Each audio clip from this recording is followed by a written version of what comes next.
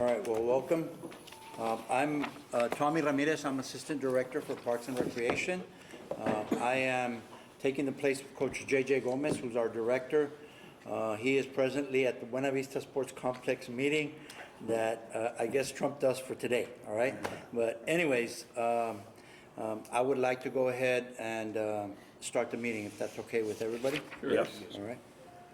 Okay, so we will call the meeting to order. And we've got the Pledge of Allegiance.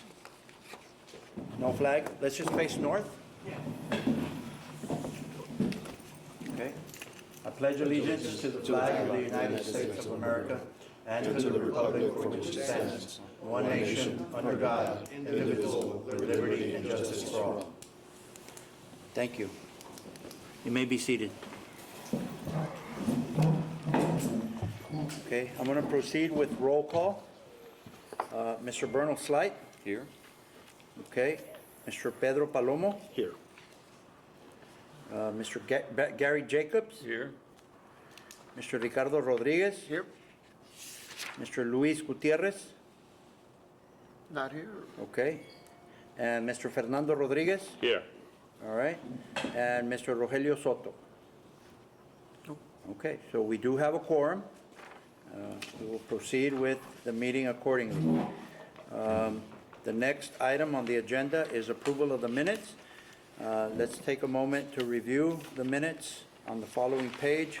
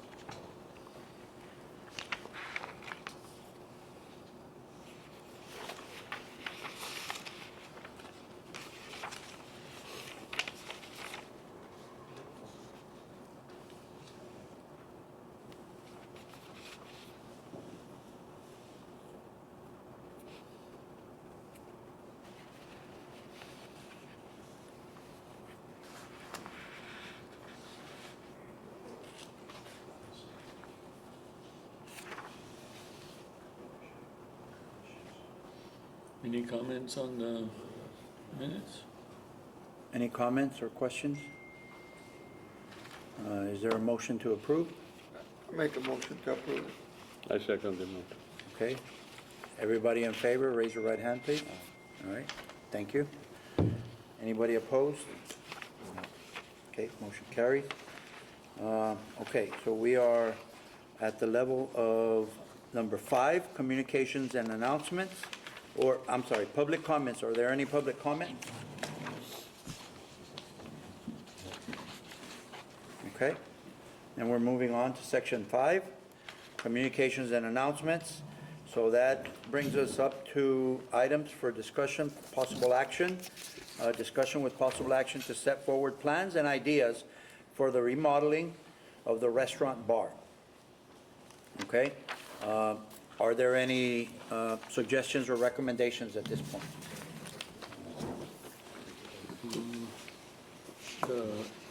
Jeremiah, who's going to design the remodeling, or who's going to do that?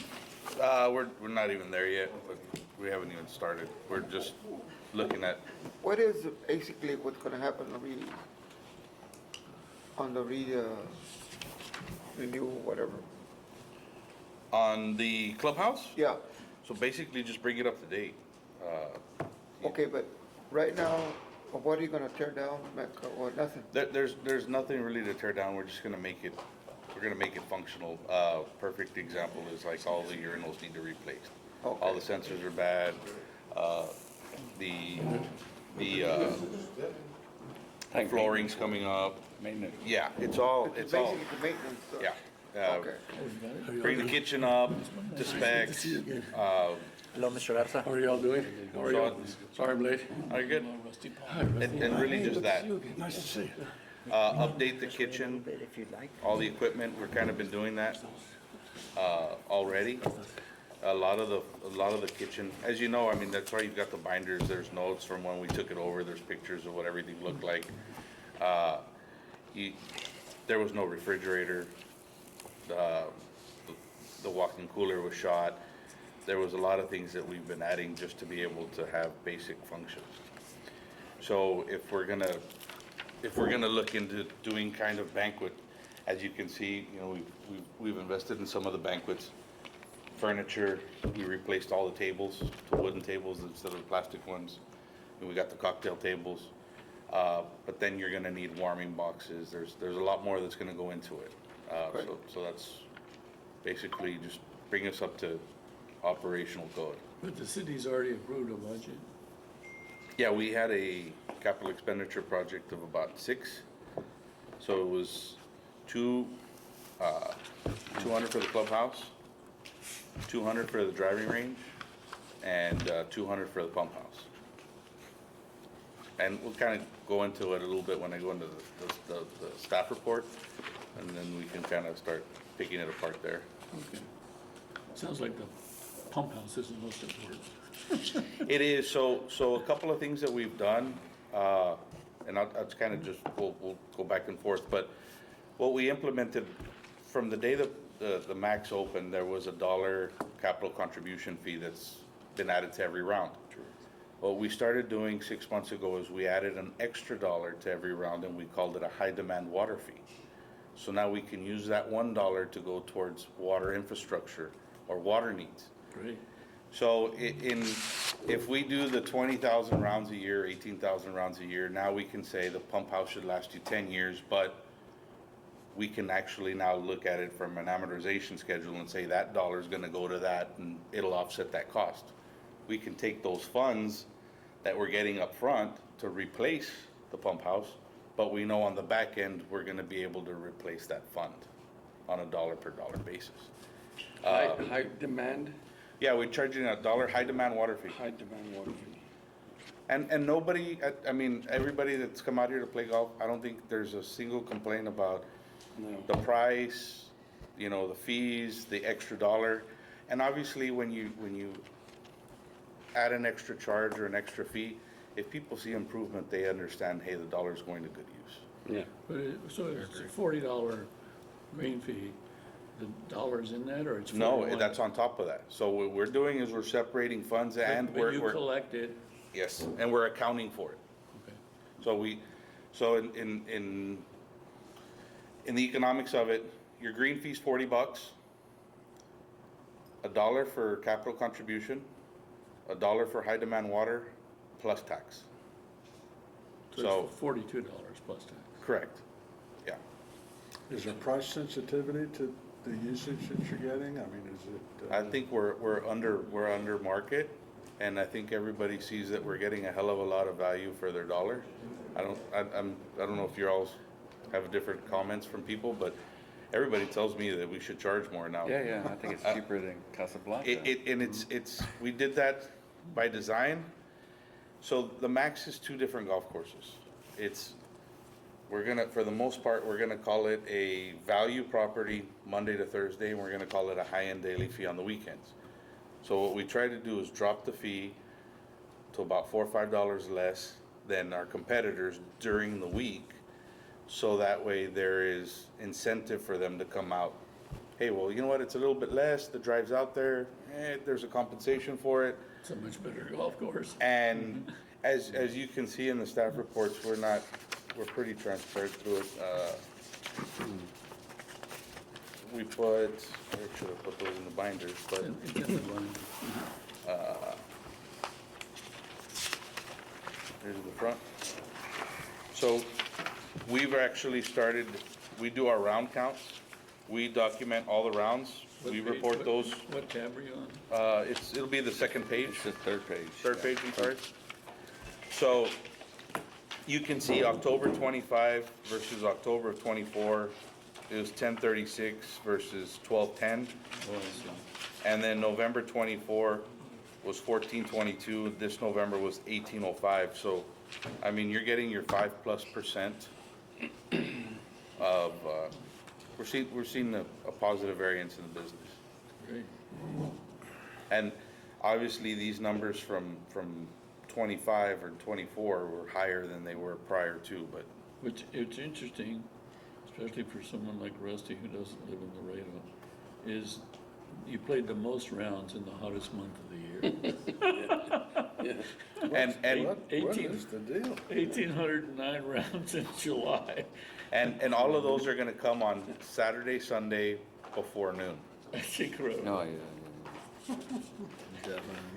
You know, so You know, I would have thought October would have been the most rounds, right? Laredo's a little interesting. November, Decembers are tough because of deer season. Oh, yeah. But I think for the most part, you know, we're showing, we can't do any more, well, we should never say we can't do any more, right? But we're a little limited on what we can do on the weekends because of the golf carts.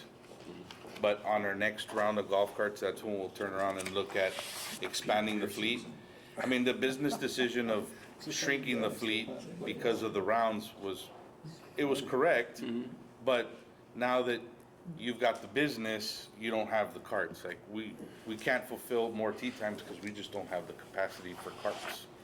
You get any walkers? Do you need more cars? Yeah, we're about 10 short. It's something to talk about Yeah. with the budget.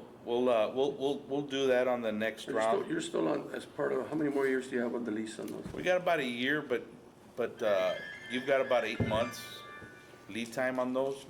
So February, March, we'll start looking at getting pricing, Yeah, and then we'll put those contracts together, take them to council, and then look at whether we go to a lease or a lease to own. But those 10 additional cars will pay for themselves. yeah. Oh, if we had them, I Restricted mean, on there's ground. The demand is there now, and this past year, the reason I think is it happened for the number that happened during the summer. Remember, we were closed for such a long time, it took a bunch of, a year and a half, 2 years to get it to the level where it's at, like, right now. And so everybody started to notice that, because it's really bumper to bumper golf in Laredo right now, at the Casablanca Golf Course. So it's like this every day. So Every you're day? looking at quantity, It's a not quality. junk course. Yeah, yeah, I mean, but, so now they're looking at this, so I think you have a good point.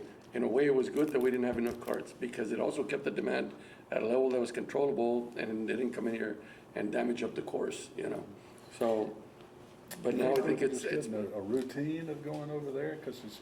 well, it's because we were shut down for a long time because we were redoing everything. All of the greens. Hey, Tommy, may I say, something? Why don't you augment it with private carts, Jeremiah?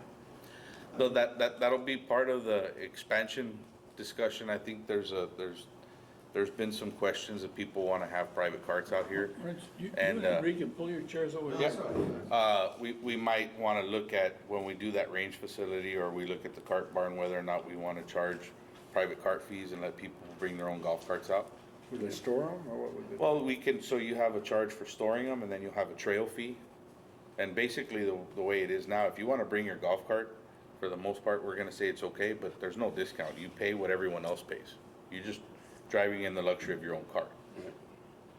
Do a lot of people own cars? In Laredo, there's quite a few. Yeah, So, especially tournaments, they bring.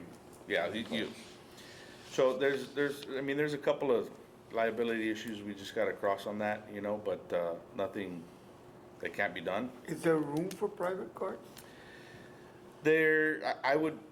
I would just build another facility, Or just expand it? yeah. Would the private carts have like the GPS system where it doesn't allow them No. to, they don't, right? So what you would do is you would force them to participate in it, and you would charge them that fee as well, so they could be managed, yes, So they can't get off.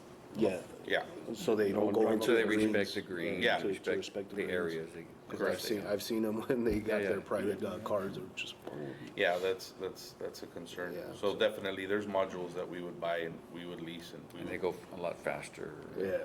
Hey, Tommy, some of the people from your department, from your area have already approved people using them without Yeah, any type of policy on how to Okay. do, because Ricardo's been trying to bring his cart over here for the last 8, 9 months, and Jeremiah's been reluctant to do anything because Yeah. they have not been an established policy on how this. yeah, is gonna I think we need to work on that policy. Yeah. Sounds- Yeah, typically, those policies are gonna require two things. Obviously, you're gonna have a release of liability, and then number two, you typically also wanna make sure that the facility or the city or is part of the rider program on that home insurance policy, so if there is an accident, then that policy kicks in and not ours. So those are the two things we just gotta kick back to legal, but those for sure are the two definite requirements that you would need for being able to use those vehicles. We had nothing before, it was at will, you know, when Dennis was here.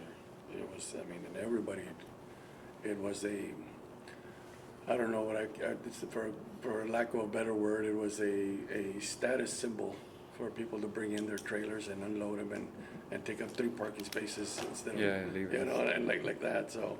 But we discussed that at the beginning, you know, the liability end of it, you know, so I'm glad that you're bringing that up. I think, yeah, Tommy would, you know, make it as, what, you know, I kind of want, we cut between a rock and a hard place. You kind of want to encourage people like that to showcase what they have. But, I mean, we still have to protect ourselves for whatever reason. Yeah, if we just come up with a price structure, I think if you do a metal building, nothing super fancy, and you charge, you know, charge $80, $100 a month to store your car, and that facility will pay for itself. There's another option, and that is a developer could build golf housing here, and they could live out there and keep their golf cart in their garage and go play golf. That's also another one. How many carts does the barn hold now? Oh, we can easily hold 80+ carts, but there's only 65. You have 65 now, but you can hold, Yeah, we can hold 80+. yeah, 25. In the new fleet, what I would suggest is, because of the property, the way it's spread out, we get a second transport and a second beverage cart. Keep the ones that we have, those are gonna last you forever, so that way you have one beverage cart always on this side, one on that side. We'll have the halfway house that we're thinking of building on the range, between the 2 nines, Okay. right? And, Don't call it a halfway house. yeah, well, sorry. We'll call it the snack shack, right? Sorry about that. The term is not politically PC, right? But, and then the transport vehicles obviously is, because of the distance from the shop to the range, you always have one at each location, and that way they just crisscross as opposed to making double loops. The cost will be minimal, and you're just gonna get a lot more out of it. It's about the experience more than it is the dollar. I had a couple of suggestions. On those, you said there's 65 spots, and no, you have 85, right, or 80?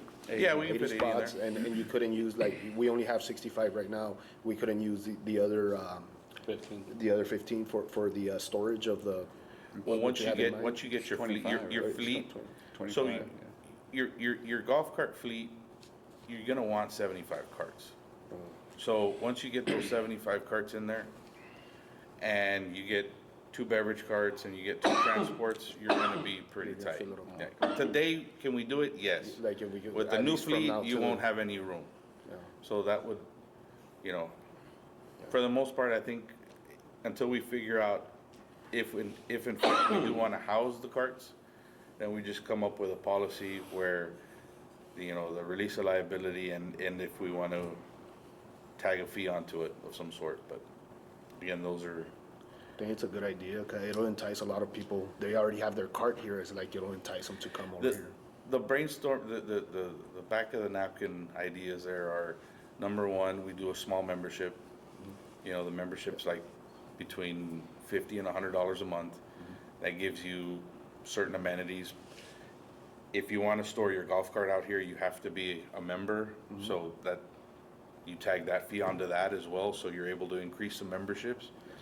And you can also turn it into a family deal, where if you want to add, you know, your significant other and your kids, the fee's not doubled, but you get range balls, you get percentages off of merchandise, you pay cart fees only. So there's a lot of things that I think we can do to make people want to come out here more during the weekend, on the weekend, prefer tee times, you can make tee times further out as opposed to earlier. Hey, you want to be able to make a tee time for Saturday, since we're that busy, on Monday or Tuesday, well, you need to be part of the membership. If not, you gotta wait till Thursday. Can you consider, and we really need to have more conversations about it, because I really think that we really need to start looking again at the corporate sponsorship, for that. In the past, it was something that they didn't take advantage of the way that we expected them to. And it was a hit for the people who had it. It was very doable, but to incorporate what you're saying.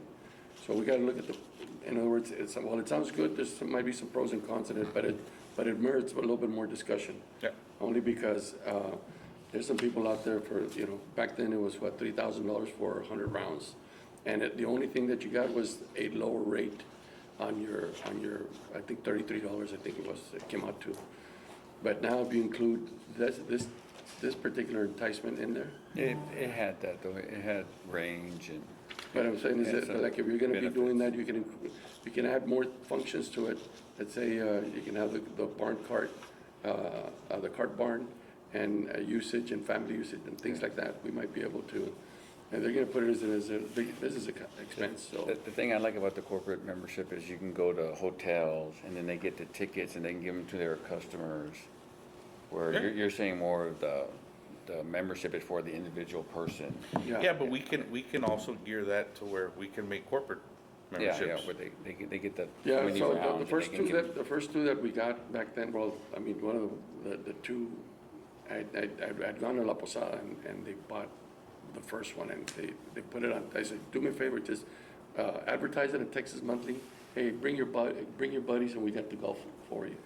And they sold out in less than 6 months, and then they bought another round. But I do think it's important when they come and they give you a ticket that they got from La Posada, that you mark it down and you email them, so-and-so came and they enjoyed it here. So they know it's being used and they'll keep doing it. But La Posada did it, Yeah. but they don't know people are actually using it. Yeah. Because they don't know. So it'd be nice if you can email them to let them know, so they'll Sure. continue to do it and they know it's being used. One reason I invited Enrique, not because he's a good golfer, but because he's a good salesman and he understands the industrial market here cold. So maybe carrying through your idea again, some of these huge companies have made big investments here. They were here, they had one time, and it was a shame, and it was just one of those things when they came in here, well, it was not very good. But they had the guys from Emerson, from across the river, came in and they brought their people from China down here. They absolutely loved it. They said, can we get? And you can we could get sell the-" a Chinese membership for $5,000. Just a little bit. You gotta know your market, right? But like Ream, that you know very well, Ream might be interested in buying Yeah, a package. Yeah, they're all great. We just gotta look at the economics. It's just right now, your prime times are on the weekends. You don't have a problem selling it and getting it full market. So discounting around because you're selling a package, No, you wouldn't do it on the weekend. You say you could play right, but Tuesday, before Wednesday, and Thursday. the corporate, you could use it whenever you wanted. Yeah. So and then there's gonna have to be time frames. Like you can buy it, if you buy preloaded cards, that's fine, but you've got X yeah, amount of time to use it's it. gonna merit more, Yeah, you know. but they're all great conversation ideas. about I think that's the key, especially with the industrial that you've got around here. I mean, especially There was during the guys from, I mean, there was a bunch of that came up to us, I mean, back when we first started and before then, especially these trucking companies. There was 18-wheelers parked outside. We don't have parking for those guys. And they were dropping off a load and then they'd come and play around and then pick up a load and leave, you know. A lot of guys from Michigan, there have been like 6 or 7 guys from Michigan that did that. we have it to this day. These guys come in on a Monday and they're like, hey, my load's not ready yet. So they rig to the parking lot to play golf and they get done, hop in, hook up, and Are they good golfers? yeah, they get after it. So as far as sales and marketing, we'll continue the sales and marketing campaigns. We posted golf shop sales over 100 grand. That was double from last year. The range is over 30. That's up 60% from last year. Jeremiah, I'm sorry to interrupt. So it looks like we're on staff reports. Oh. But we didn't take any action, not that we have to, but item number 6 does say discussion with possible action to set forward plans and ideas for the remodeling of the restaurant and bar. And I know that's where we started, but we've kind of veered off a little bit.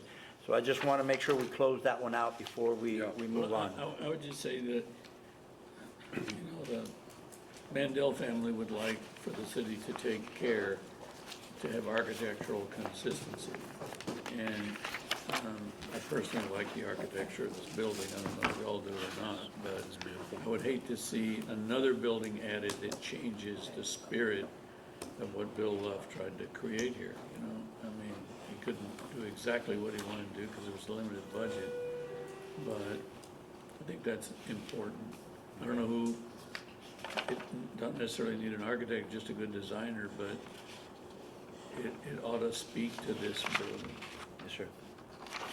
Are you saying that I was late on that? Are you saying so it's gonna be the part of the building renovation that you're talking about? It seemed like it was mainly equipment and, Yeah, we're not, How about the new, yeah, the range building, yes, we'll make sure that it's in line with the rest of the property. As far as the main clubhouse itself, it's just getting up, it's maintenance, it's getting it up to date. I had I guess an unconventional idea, right? And if it's dumb, you can just shut it down real quick. But like I've seen, like, have you ever thought about like investing in a drone to deliver the food to the golfers that are out there? I know it's a little bit unconventional, a little bit out there, but I think that would be pretty cool. Like if you're out there with your buddies and it's like, No, I "Hey, haven't order this," looked at that. and they're I'm doing not that in sure. some places, so it's like sometimes. DoorDash. Yeah, like Drone dash. drone dash. They'll you get could the put food there a camera, fast. you could put a camera on it and get double fees to let the border patrol take pictures. Hey, you never know. Shut it down. You never know. So, I will look into one, I don't know what they would cost, but. I would think, Just a I would suggestion. agree with Tommy that Would be pretty cool. this should take some action because it'll set forward anything that they have to do internally, the internal function of it. Plus, I mean, but that's not to end that idea because we as old farts, we don't think about that, but I'm sure the younger generation would say it's something to. yeah, you order it on the app, like, or you call it in, and then you see, I did it. You know, That'd be something different, right? something different, something fun. There's And food, there's food cost getting cold effective over there too, for yeah. anybody that ordered, wants to bring it over here. Yeah. Thank you. So Tommy, you might want to call it and then, and that way, I mean, because the internal function is going to be that you guys are setting the plans in motion. Yes, sir. And, Okay. I mean, obviously I can't vote on it, but so you guys can do Yeah, it. so with these suggestions in mind, are there any others that we would like to consider for action? Okay, so I did write down these other ones. Do we go ahead and vote for that right now, Yeah, or? you do. Okay, so can I have a vote to move forward with the plans that were suggested right now on the architecture, good Lord, architecture consistency, possibly the drone delivery, and we can make plans to move forward with that as possible. I'm not sure that we're gonna be able to, I'm just but, saying. but I think Something the to look architectural into. consistency should be considered, I agree. And, anyways, so, Well, I make a motion, we proceed. Huh? Everybody- You want to separate? Separate those in two different okay, motions. separate them, So okay, I so move on the architecture. okay. So You need architecture, a second on that. a second on that one, on the architecture? Okay, all right. Second. A vote on that, please? Aye, yeah, Aye. okay, all I right. can vote it. So that one passes. And then, the other one is a drone footage, I'm sorry, the drone delivery system. I think that might take some time to It was work just on a that. suggestion, Okay. it's not like something to look You into. might want to study it. Yeah. Okay, we'll study that and we'll get back to you on that. All right. Okay. You don't have to put it up for a vote right now because you're going to be doing the studying part. That's correct. And then, once you get back and say, this is the possibility of doing it, cost and all that kind of stuff, and then you bring it up again. Yes. Thank you. Thank you. Okay, so I believe that concludes item number 6, if I'm not correct. Before we move to item number 7, if you guys would like to go ahead and have your lunch before it gets cold, I think that might be a good idea, unless we want to move on. Well, 7's just a report. I'll just kind of go through Okay? everything while everybody eats. All right, okay, that sounds good. Thank Yeah. you. So 7, just your golf operations, you have your round counts. Target to hit 18,000 rounds. I think the property's done that in a very, very long time. Your sales and marketing campaigns will continue to do so. You posted 100,000 in golf shop sales, double from last year. Range revenues posted at 30,000, up from 60% from last year. As part of trying to change the culture at the golf course, we've installed new welcome rule signs on number 1 tee and the driving range. We purchased new water stations and trash cans for the entire golf course. We put new club washers, water station, trash can, sand station, and tee dividers on the driving range. On the food and beverage side, we've updated the fixtures, utensils, flatware, glassware, buffet, cocktail tables, banquet tables, stage, projector. We purchased a new refrigerator and freezer and deep fryer for the kitchen, and food sales were up 20% from last year. Upcoming repairs in the capital improvement would be carpet, sound system, roof leaks, and warming drawers for banquets. Clubhouse maintenance, riser room, fire sprinkler. We need some Knox caps as per the fire department, and all the restrooms need to be, hardware needs to be replaced. On the capital improvement projects, 200 for the pump house, 200 for the driving range / F&B facility, and 200 for clubhouse renovations. Can I add one thing in there? Tommy, can you all look into the fact that, I know I've been harping on this for several years now, on the safety aspect of being out here? I know, like you just mentioned right now, the summer months were highly used. We still haven't considered the fact, I know we had one training session since this place opened up, where we got the fire department here to train staff on CPR, how to train them. I don't even know we have a defibrillator here. We do. I updated it. The one that you had, the batteries were, the unit was expired and the battery was fully drained. So if somebody needed it, we would have been up creek without a paddle. Yeah, you know, where we need to kind of put the liability aspect on this is the emergency route, in case of emergency on both sides.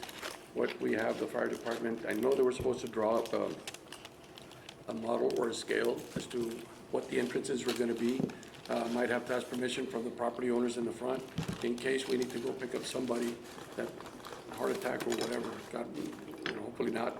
But we need to have those type of things in there, simply because it's extraordinary conditions out here where you're so far away from anything.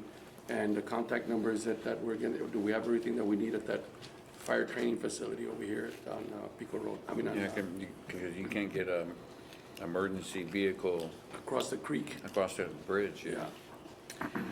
Yeah. And so just one of those things, I'm saying that we need to at least be talking about it for the sake of, that, something or anything might happen that snake bite kits are there.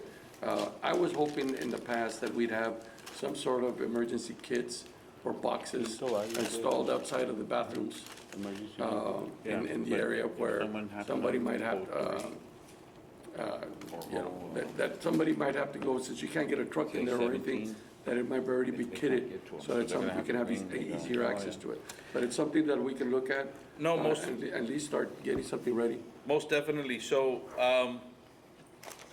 not to reopen old wounds, but the entire facility from top to bottom wasn't compliant. If it wasn't a city property, it would have been shut down. And you can pick out whichever aspect you want of that, and it's the truth. We're 100% OSHA compliant. We've got the new defibrillators, we've got the bleed kits, we've got the first aid kits. We have the water break stations for the heat for the employees and grounds and greens. We've got the eye wash station put in there. Part of the renovation, we repainted all the restrooms same color. Part of that restroom hardware is gonna go into there. We're gonna be able to need to lock those doors, have those combination locks on there so we can actually put those first aid kits. Yeah. We've got a OSHA-approved mobile first aid kit with snake bite in there so we can take it out to the golf course if need be. But for the rent that we would pay on those things, it's pennies compared to liability. We can put them on the restrooms. That's not a big deal. We can add that too. Jeremiah. Sir. Yeah, you know, I play it here once or twice a week, and I am kind of a nosy son of a bitch, so. When will you enlighten the committee about the condition of pumps to irrigate the course, and for that matter, the sewage of the pond on number 17, that water goes to the Islitos water pump? So, okay. Before you do that, I'd just like to put a motion on the table to congratulate Jeremiah on a great job he's done here and the support he gets from Trina. It's made a huge difference in this course. Thank you. Appreciate that. As far as, Well, there's a motion on the table, so somebody has to second that, so it can be part of the record. okay. I'll second that. I see a lot of improvement. All those in favor for doing that? Yeah. Aye. There you go. Thank you. Good job. So the pump station, that's an interesting animal. So it's actually three different components. You have the actual electronics inside the pump station that control the irrigation. You actually have the pumps and motors in the pump house, and then you also have the pump in the river. So a couple, 2-3 weeks ago, the pump in the river blew, so we had to get that reworked, and that was about $6,000. We've already blown one motor. Did you use our pump in the meantime? We did, well, yeah, we were able to. We had to replace one of the motors in the pump house because that one blew. The other one's gonna have to get done. And the electronics in the pump house are completely outdated. Like, I would tell you, hey, if something breaks, let's fix it. They don't even make parts for it anymore. Oh, really? Jeremiah, is that where these 200,000 are going into? Yeah, To yeah. replace all of that? Yeah, Okay. yeah. So that's Are you gonna, getting 2 new pumps? yeah, it'll come all complete, everything complete in there. And that's gonna be a high-end, high-tech system. It's gonna give you, high-pressure sensors. It'll cut off. If it detects a leak, it'll cut off. It'll do everything it needs to do to protect the pumps and the electronics. It's gonna save you a ton of money. As far as the irrigation system goes, I'm not sure you're gonna get anybody to come back and warranty it, but we're encountering a lot of leaks. These guys are repairing 4, 6, 8-inch main leaks in a day. Really? The city's been unbelievable.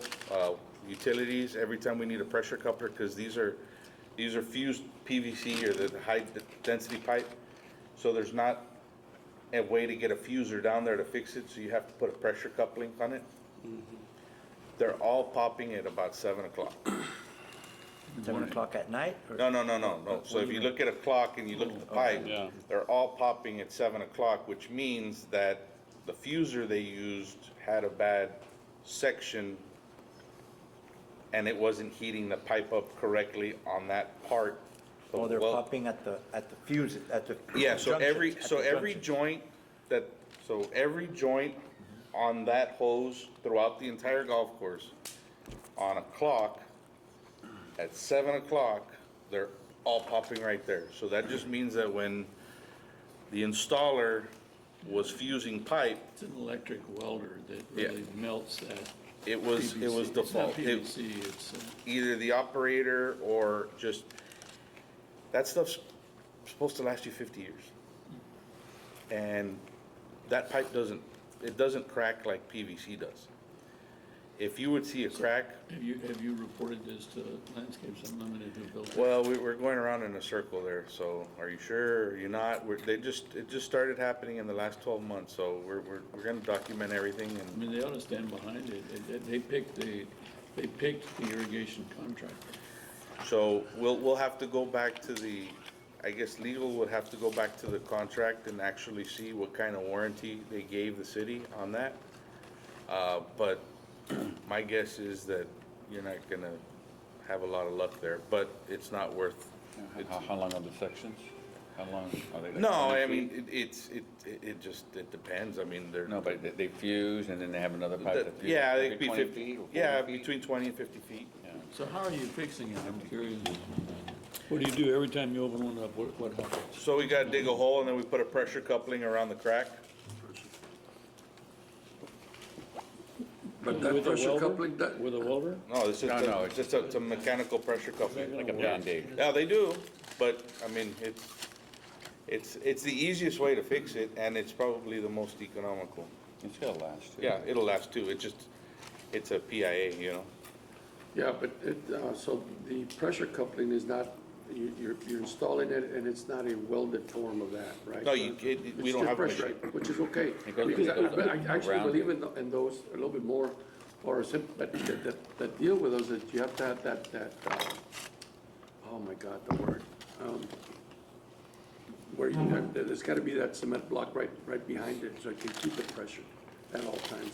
And I don't know if because they just broke because of pressure, but it's something to look at, and I wouldn't mind, if we throw it back to legal, I wouldn't mind getting those guys to look at it, look at the contract, number one, let them do their job, number one, and number two, what, it's very interesting that it only happened at 7:00. Very interesting. Should document that. Yeah, we're taking, like, we had a main pop and then, well, it's a different discussion, right? But it's, the looping of that system, it was well done, but there were some areas that they weren't supported very well. I mean, you got floating pipe out there, so we had to kind of brace it, Yeah. but that's something else. But for now, because we got the new machines in, and one of them, we got a backhoe on there. Thank God we got all the machines we did. We're able to get in and out in less than a day. Yeah. So, The one that I told you about right there, number two, that one was incredible, and it's every twice in less than 2 years, so, It broke twice. 2 years ago it broke and it broke again this year. Right? Hey, Rick. Yeah, Point of information, on the date of the contract is also very important, because that's when the clock started running on the water rights of the primary period of the water rights leased by Salitas to the city. So the way I figured, we're probably into the 16th year of the lease.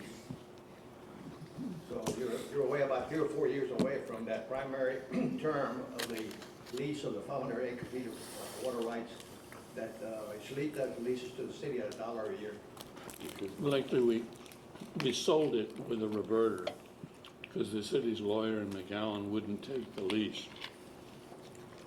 So we sold the water to the city for $1, and it comes back at the end of the period, whatever it is.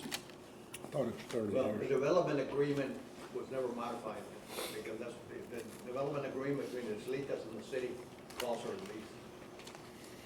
Call for the lease. Right. so, And two options, two option periods of 5 years each. One, the first option at the primary term rate, and the second 5 years if it's done. When Jeremiah's through, I'd like to talk about water. Yeah, that's what I wanted to talk about. Do you know how many gallons a minute that you pump from the river to the pond? Like, how long does it take to fill up? we will pump, 3 acre foot in a 24-hour period. Wow. We fill the lake holds 3 acre foot of water, and we pump it, it'll take a day to fill. Okay, I mean, you can convert that to. So I'm gallons per sorry minute. about that's my, Gallons per minute. that's my rusty But math. Colorado's point is for the city, on the city budget, the Landscapes Unlimited, to do everything they wanted to do when they built the golf course. The city opted not to spend the money to line the lake, so it leaks. So it's costing the city money, but Yeah, they put a, bentonite on it? yeah, bentonite on it down there. it leaks. So all that water is seeping into our pump. That's where it comes out, at our pump. Not good, not good for the city. I'd have to look at resealing it. You know, if bentonite is not, we gotta find it. I wonder how much it's leaking. But it's something to look at because, yeah, if it's leaking like that, we're wasting. And you might wanna make the lake a little bigger. Yeah, that's what we're, If you put an L in the lake, golfers wouldn't, on 17, wouldn't try to hit over the pump house. If you put a lake on the other side of it, and he could use the water. well, that's why Rick won't approve that. That's been long established for already. Living like it is.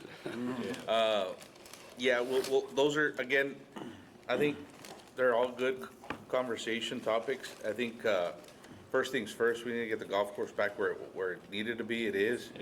I think we're looking now more at the actual mechanics of it, and then we can start, I think, getting into, you know, the long-term needs of the golf course. Obviously, that lake's gonna be at the very top of that list, but, on the subject of water, so the city has now 5 water accounts. There was 3 that were inactive. When we were going back and forth with the water master, we discovered, because we were getting reduced allotments, we discovered that there was inactive accounts. I asked her for a list of all the city accounts. So with a little help from a lot of help from the water master and Parks, Tommy, we were able to get the 3 inactive accounts back opened and allocated. So as allocations come, those allocations will also take place in those auxiliary accounts, and that's gonna help us in the summer. You know, obviously, those are gonna be our bank accounts. But it takes a while for it to build up, doesn't it? Oh, It yeah, doesn't but build up. they're all less than 100, but, you know, that'll get you through a good pinch in the summer. So, I mean, obviously, here in the next couple of years or so, we don't really touch them. We touch them when we need to make sure we don't lose those allotments. And like I told Mr. Jacobs, what we do, Tony's been really great about it. We alternate through all the accounts to make sure that there's always They stay ongoing active. activity. Yeah, they stay active. And then, obviously, we want to also make sure that we fully use those allotments, so that way there's not a reduction. Like, if we've got 500 available to us and we consistently use 200, then they drop you, right? Like, Not necessarily, but what happens is, once you use them, they don't just automatically come back the next year. Correct. You know, it depends on rain, And that was, we used ours, and we're still waiting 3 years for it to come back. well, you're right, and that's, I think that was something that we found out. We didn't, I wasn't educated enough to know about that. So this, But I'm saying, Bernal, if you don't pump it, so the city had accounts, Tomas Rodriguez bought 1,250 Class A acre feet of water for the city, ag water. They can't be used for municipal water. The only purpose of buying it was to back up our 500 acre feet if the allotment got caught. For whatever reason, there's a disconnect between the water people, Parks, and Troon.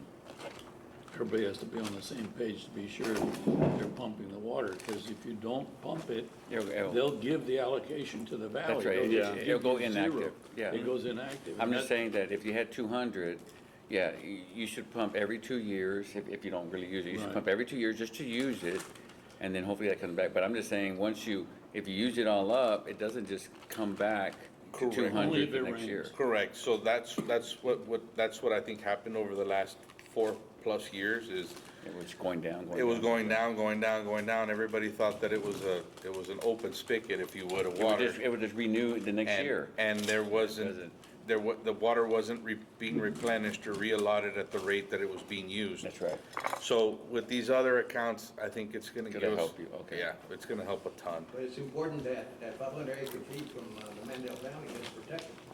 Yeah, that's usually If that's, you lose that, and when the reverter, if there's a reverter, then the city's gonna have to come up with 500 acre feet. that account is we're gonna call that the primary account. That's usually the one that we go to first. The two that we alternate from are the 1,400 or 1,250 and the 500. We use those two. Obviously, we've been using those religiously, but now with the others, we'll continue to use those. So, just so everybody understands that, what he's saying is that the Mandel family was very careful in the development agreement, in the gift deed. When we gifted 500 acre-feet of water to the city, we put a burden on the city to manage it properly in terms of its relationship with TCEQ and the water master. So there's a burden on the city to take care of that water. So if for any reason the city causes us to lose the 500 acre feet, it's gonna be expensive. Yes, it would be very expensive, and we will make certain that that doesn't happen. But You just gotta use. I don't want the burden to fall completely on you, Jim. I mean, engineering department and everybody has to be completely involved in this, because it's not anything that, you're gonna have to submit whatever reporting you do. But, I mean, any red flags that you see along the way, everybody has to be, I want the full force of the city to be behind you on that, because it's very important that we stay on top of that. Hey, Rick, but it's very important, and again, I go back to the days of Tomas Rodriguez. Unequivocally, the people that are responsible for the management of the water rights is utilities, the Right. city, not True, not any operator. I'm telling you, because I mean, we got an ass chewing out there in the Glorieta by Tomas Rodriguez when we decided, when we offered to help. All right. Basically, he told me to take a hike.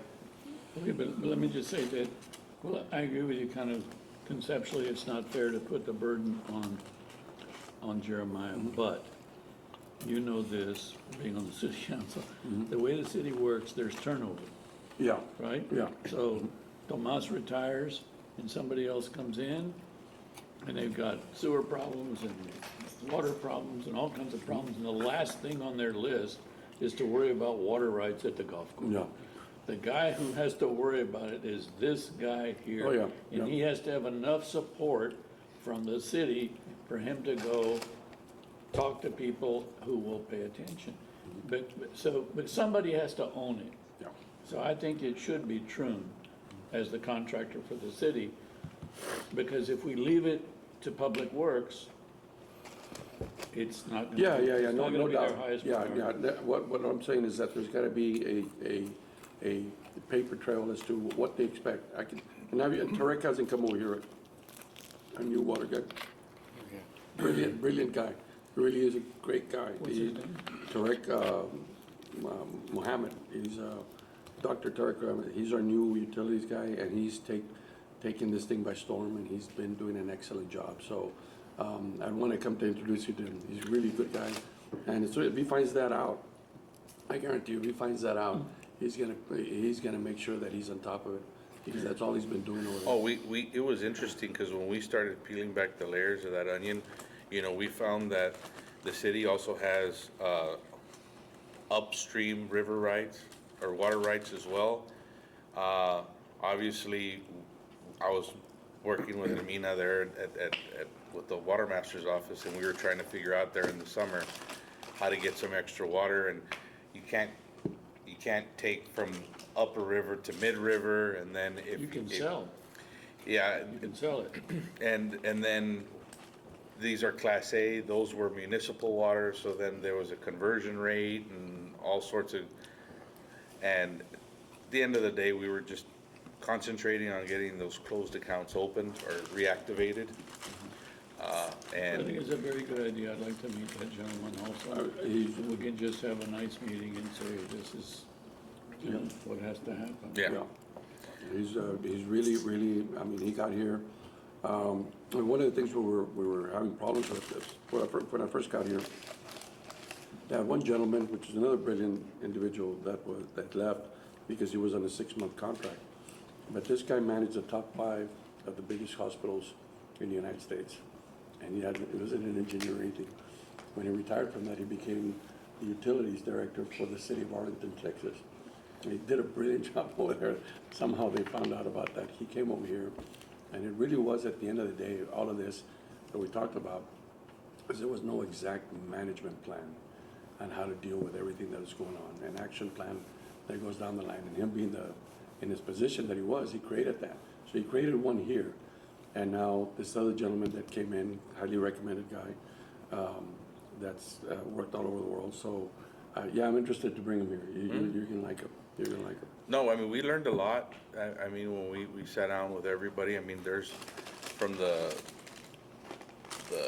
Benito's water plant, there's an affluent line that actually goes straight into the lake.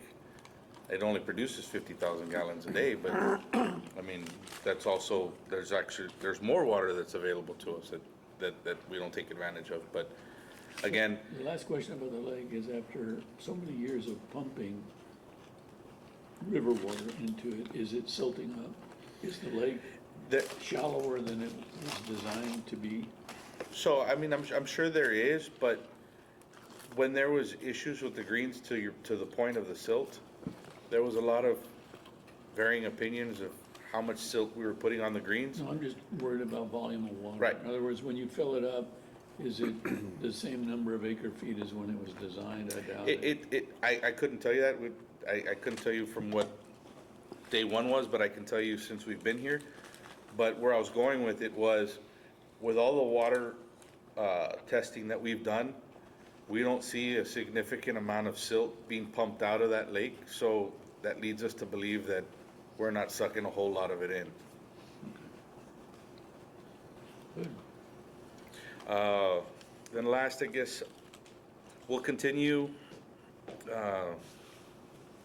with the dollar water fee. Hopefully everybody thinks that was a good idea. I know we didn't really ask permission. I thought we would just ask for forgiveness on that one. But just thinking about long-term, you know, I think a lot of times, you know, in the golf course business, we forget how expensive a lot of these repairs and maintenances are gonna cost. You know, like, we're getting to the point where we gotta look at the bunkers here in the next couple, 2-3 years. Do we wanna rip out the liners? Do we wanna put new sand? I mean, that's a $5+ million job. So figuring out a way to be able to carve out $1 or $2 over X amount of years through these fees to fund those projects, I think is a good idea.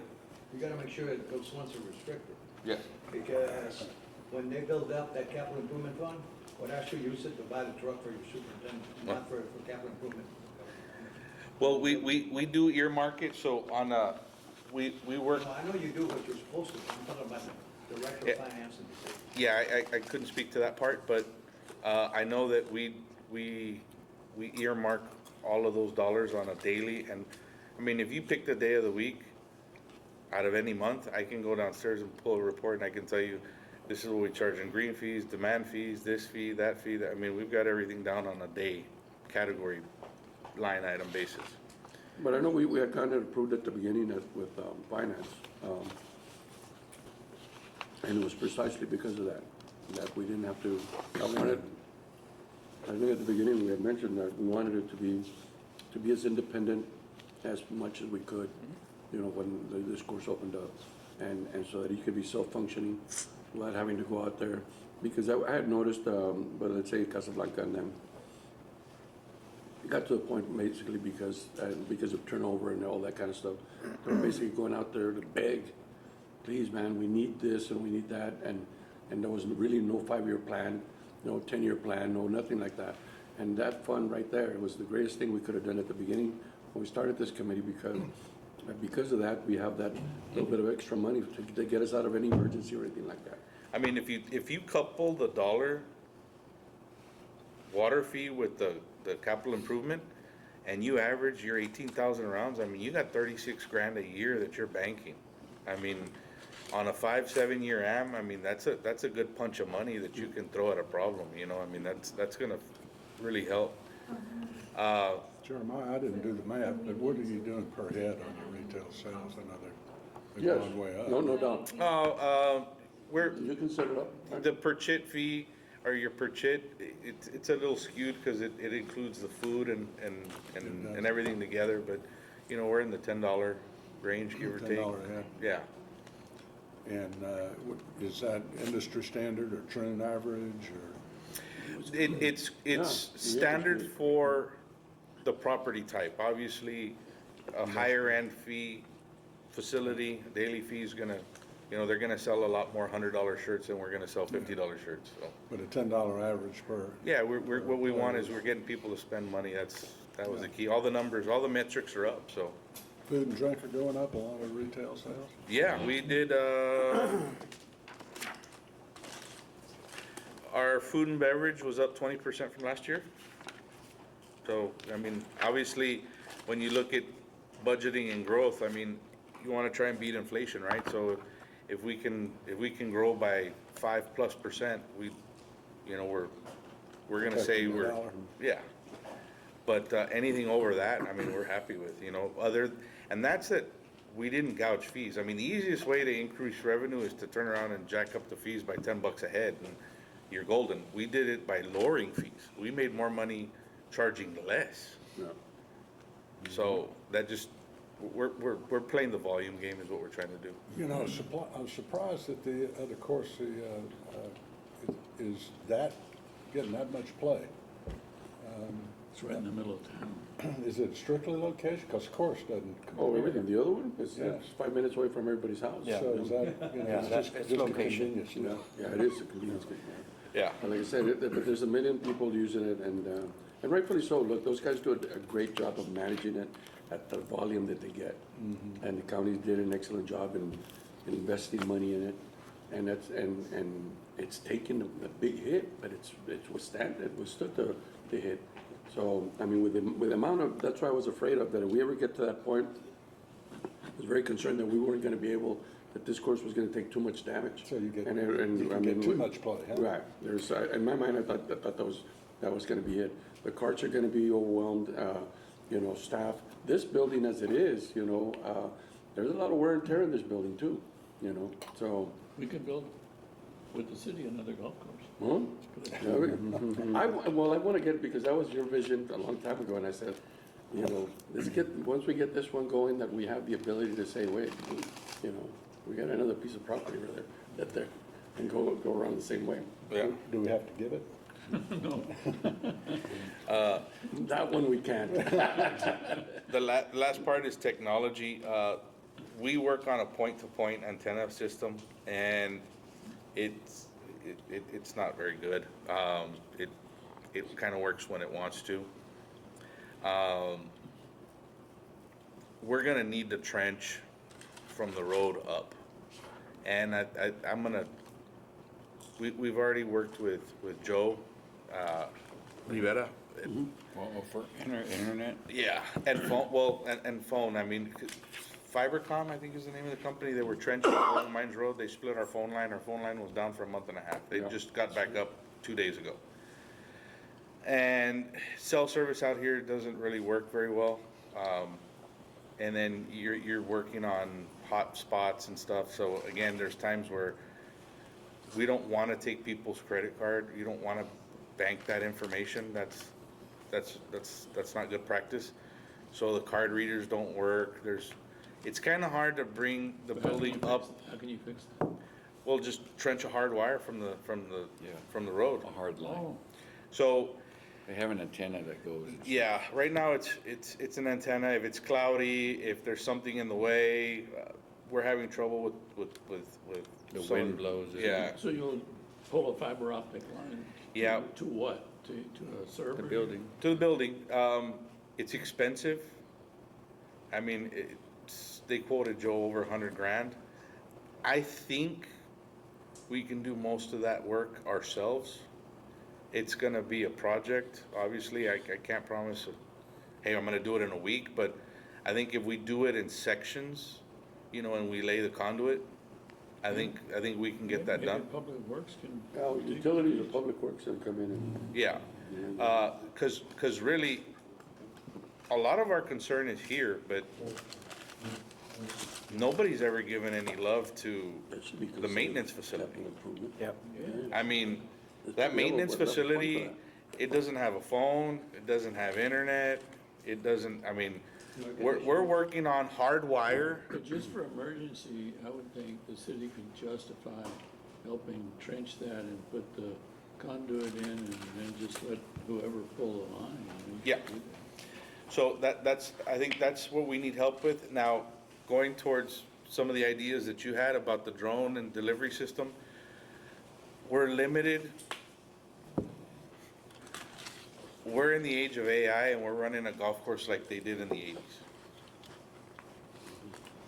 That's the easiest way I can put it to you, okay? Your POS system, there's a lot of things that we can do with point of sale. You can order food through your golf cart. There's a bunch of things that we can do. If we don't have technology, there's no reason to, why am I gonna spend $100,000 in a point of sale purchase system that can send messages to everybody if I can't get the messages? You need a signal. Yeah. The golf carts, like, here's another one. I mean, you know, the golf cart lease that was negotiated, you've got GPS, and yeah, that's great, but if you don't have internet, It's not gonna work. they don't update, they don't work. I mean, because those golf carts they're top of the line. Like, we can program the damn things to where it'll give you a message when you get to like the half, or to you get to like ninth hole, 10th hole. You can order food, it'll send messages to the pro shop. You can't use any of those functions because you don't have internet. Like, the signal from the golf cart will go to the barn, but the barn's not gonna talk to the clubhouse. So I think, a lot of the things that we wanna do or wanna try or think about doing, that's part of those 200 grand. We need to get the place up to date. And I mean, in the times, up to date. That's a good discussion you just had. Maybe Rick can help you with that. That can be, I mean, all of these things, like I said, we put them on a timeline, and we have to, everything that you just talked about, I just wrote several things in here. By order, and prioritize it, and we figure out, but we have, you know, we have to get everybody involved in it, and I don't want, that's what I'm saying, there's a lot of things that are, the number one thing that I wanted everybody to know back in 2018 is that the disconnect between the city and here was a lot. That's why we started, that when we started, said we need to be kind of independent, you know, because they're not gonna listen to you down there because nobody comes out here anyway. So we need to have everybody understand the importance of having this course here and the asset that we have that we need to maintain. So I know that falls on Parks and Recs, but it starts, that's the communication that I like. But it starts with you guys, and then we will follow up the chain of command, and we get it going. Yeah. If you were doing this course from scratch today and acquiring the land at fair market value and acquiring the water, how much do you think it would be? Probably $35 million. Easy to replace this, $35 or $40 million to replace. I mean, you got a lot of golf courses. I mean, because I did a study and called different municipalities to see what golf courses the rate of water was, and this was many years ago. But Corpus has to use regular water. I mean, they're paying A fortune. They're paying a fortune. I mean, El Paso. And they're running out of water. Yeah, El Paso was paying 50, 60 cents per thousand. So at the end of the day, golf is all gonna, in the future, it's all gonna come down to water. I'm not gonna say that we've got an endless supply of it, but everybody that plays this golf course, you heard these guys yesterday when they came, they were like, man, this place, where did this place come from? We haven't seen a golf course this nice in 300 miles. I mean, we got on Golf Now. I mean, I understand that some of those metrics are a little skewed, but you're in the top 10 best golf courses again. The courses? Yeah. We got voted, ninth? Ninth. We got voted ninth best golf In the course? state? Yeah. Great, I didn't know that. Yeah, that came out, it was a big deal. Some of the things that we've done is we've got a big kids junior tournament coming up. We've partnering with the Mexican Golf Federation, so we'll have the Zona Norte tomorrow, or Friday, Saturday, and Sunday. You've got seven cities that have golfers visiting, from Chihuahua, Tampico, Torreon, Saltillo. Yeah, the north of Mexico. they'll be down here Letting playing. parents come in with the kids? They are, we got Convention Visitors Bureau involved, we're gonna put together some packets for them, you know, beds and heads, the city's all in, I mean, we're promoting the heck out of it, and Great. wanna showcase how nice the golf course is.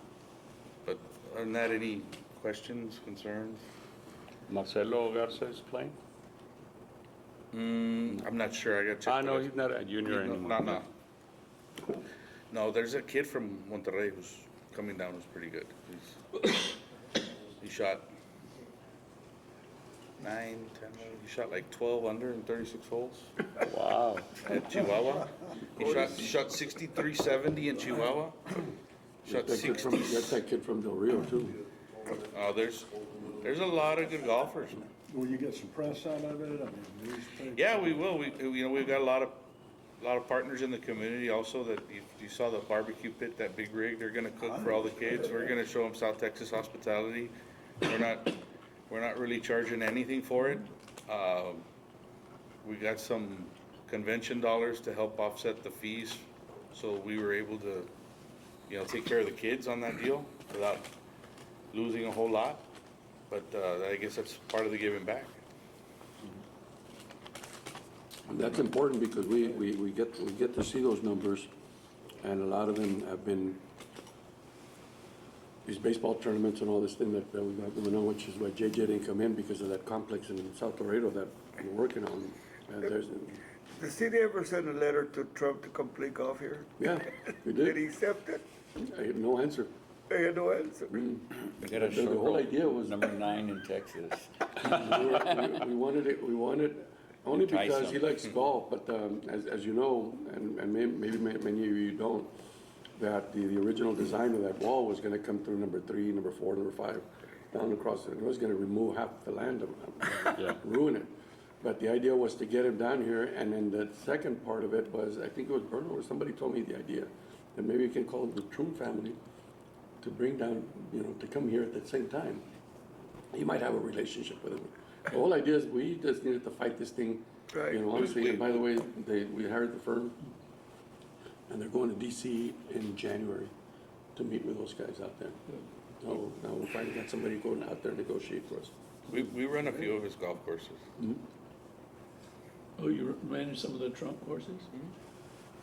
Well, maybe someone from Troon could write him or call him, he takes calls, and invite him to come play this on the river. I think you really want his granddaughter. She's the Yeah. player. Yeah, well, invite both of them. Yeah, there's no harm in For trying to W- get him for- down here. For WBCA, Senator Cruz is Mr. South Texas. He's close to Trump. Why don't you contact Jasmine Crockett? Yeah, we contacted Cruz and all those guys, but, I mean, just the logistics of getting them down here. And it's about a year away before you even get them down here. I saw some of the contractors out here, they were taking some notes, and I went out and just asked some basic questions and asked them, hey, so how do you get the wall in place? Like, it's pretty heavy, He's like, oh, we got these big cranes. I said, really, how big are they? Oh, these booms, it's 100-foot boom, and it's like, that's interesting. I said, and like, are the sections of wall on a flatbed? And they're like, well, we gotta lay them down so we got eyelets and we hook them up. I said, so where would you put it? And he goes, no, right here. I said, would you install it from the Mexican side or the US side? He goes, no, from this side. I said, how the hell are you gonna do it with the clubhouse? I said, you can't get a crane out here. I said, you're not gonna cross the bridge on one. I said, there's no way to get anything out there. And then where are you gonna put it, in the parking lot? I said, because you're not putting it on the golf course, I'm telling you that right now. And then they all started scratching their heads and they were like, hey, we didn't think about that. They put it on the golf course in Bronzeville. Right? Brownsville, They went right through the golf course. They ruined it Ruined the completely. golf. Yeah, the difference here is how? Like, if you were to try and get a crane down to like 1 or 4, damage- you the damage- might have to go through Bernal's property, but you can't get a, crane's not gonna go over the bridge. They're willing to damage as much as they can to Yeah, get there. they'll get it done. I'm sure, but this, But It you're may right, not it's a be- good question to ask, but it's they're gonna go in You're there. better off trying to find a location That's, for them. that's to part put of the it that doesn't negotiation hurt that the we're golf doing out course. there. So- is that Because they have it right there by 3. I know Rick likes it because it'll hit the wall and come back in. But, so It'll ruin the beauty of if you it. have historical property, does that make it different? No, And not for the So like, if. safety of the because- The United cemetery States. here. Yeah, the cemetery, should we designate that a historical site? They and then- can, they've been trying anything, but that's one of the reasons that we needed to get somebody to go out there and negotiate for us, because it was only, think about this, they only called the city manager and the mayor to go in there, nobody else. So what are the ins and outs that they know? You know, They have a and- road on both sides. Huh? They have a road on both sides so they can get up and down. So they're gonna want a road on both sides of the wall. Yeah, so I mean, everything I'm like fighting that, it. pricing. They're already at my neighbor. I already have it right there. The Deutsches, In but Deutsches. that was the state. Well, 'cause they worked with the state, but now the feds they're just gonna come in and take. The state was just going to people that would negotiate. I didn't talk to them, but one of their cousins told me the state paid them several $1 million for that right of way. It's not that much land. The same thing with Steve Valentia. But they said that the state built it. Yeah, the state they built haven't it, but negotiated. they're gonna get refunded, but it's, I forget what Steve told me, so much a foot. He said, you know, it's not a ton of money. Not a ton of money, but he told me, I forgot what he said, so much a mile, a Some million other a mile. people, some other people were telling me that yeah, that eminent Oh, how domain much? along the river. Yeah, And maybe he a called me, million a at the mile. time, some of the people that called me, told me they're not, I'm right next to Pinnacle, and I'm not getting half of what those guys are getting, not even half of that. So, it's that scary part, but I'm just happy that, they set up the meeting and they're going back over there. It's just, hey, just to make it a level playing field at least, but, and put a good value to it, because like I said, like Bruno said, they can come in through your property and demo every tree that you have here. Just set up their lines and do everything, and they just, so, but there's a price for that. Well, yeah, on the golf course, my concern and my question was, okay, that's fine, you know what, you're gonna drive that thing wherever you want. You're gonna pop lines, you're gonna bust heads, you're gonna tear up fairways. Yeah. How are you gonna equivocate the costs to that? But they don't care, see, They don't because care. the, Yep, they're an open the check. Corps of Engineers has the right of eminent domain. They come in, do all the damage, they take the land. You don't have a debate, there's no lawsuit, there's no nothing, they take it. And where the city has standing is then to sue them for damages. So if they destroy the golf course, the city will sue them for $50 million. And the adjacent landowners who are developing sue them for $200 million. And there'll be a lawsuit, and probably the city and the adjacent landowners will win it, but the Corps of Engineers doesn't care. Their mission is only to build a wall, that's Yeah. it. They don't care how much it costs, they have an order, build this wall. Yeah. Just like if it was in Iraq. Marching orders. Just They, here. they only care how much it costs if you tell them to move it over here and it's longer. Oh, no, it costs us more. Then they, because I'm trying to get them to move it. Because they're real close to our house. and I'm Move try- it back towards the Vines Road? No, more towards the- towards the river. And so, but the state would show up right away and talk to you. The feds, you can't even get a hold of somebody. So, you know, what we did was, we've been approached twice by CBP to let them put camera stations, towers with cameras. And so at the local level, we finally agreed to do that. So they have a license from the Mandel family to put, was originally 4, but now 3 stations along the river on 30-foot towers that has a 7-mile view into Mexico. And they wouldn't agree to it contractually, but they told us, chances are, we won't need a wall if we get good camera coverage and can get rid of the cutties. If we can open up the carrizo and have good camera coverage, the local border patrol that were talking to us, trying to sell us on the license agreement, said they didn't see any need for us to have a wall, but it's not their decision, it's Washington's decision. So that might work, but it would be good to have the president and his granddaughter come play golf here, they would better understand it, you know. It's part of the, everything's on the table, like you said, so hopefully, those guys will, get something going, like in concrete and in writing, and so that we can. The law firm that represents the city, is that who's, We had 7 pretty big ones. I mean, that's all they do. So, one of the ones that they told us about was the other guys that sued Fox and won on the Dominion case. So they knew how to negotiate with those guys. So I'm happy to hear that they made contact already, and they're going to go to DC for that. So I'm very happy for that. At least we, it gets the ball rolling, because we're sitting on our hands, because I told them, one of the things that I told my colleagues, I grew up in a neighborhood that if you didn't know how to fight, don't get in a fight.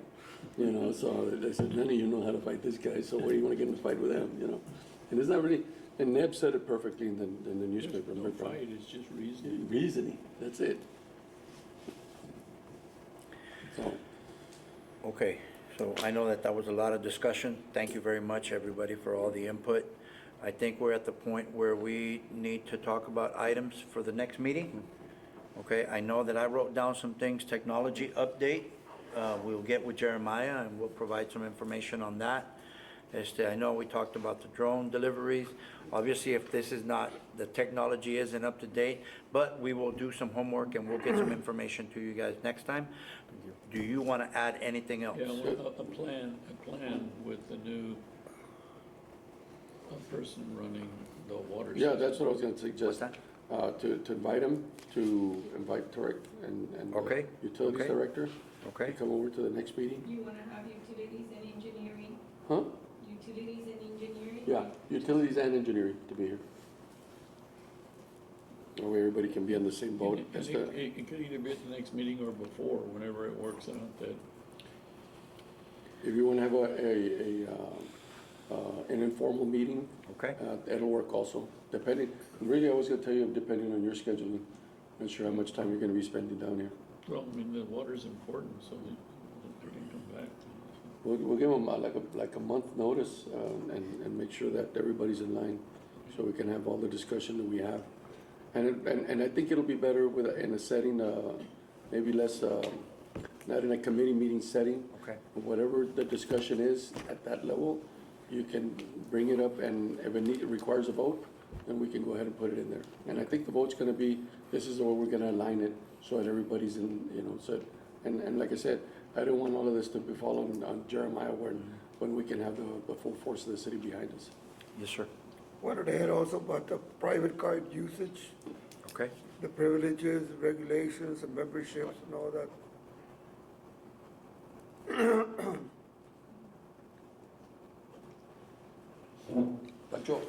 Okay. Anything else? Anything else? enough. No, sir, I think we're good. So this brings us to adjournment. So with everybody's permission, we'll go ahead and adjourn the meeting. So moved. Okay? Okay. All right, thank you very much. Thank you. Thank you, everybody. Thank you very much. Tommy, I'm not on the committee, but is it okay if I take a book? First by Mr. Rodriguez, second by Bruno, all in favor? Thank you, Jeremiah. That's the way you have to do it.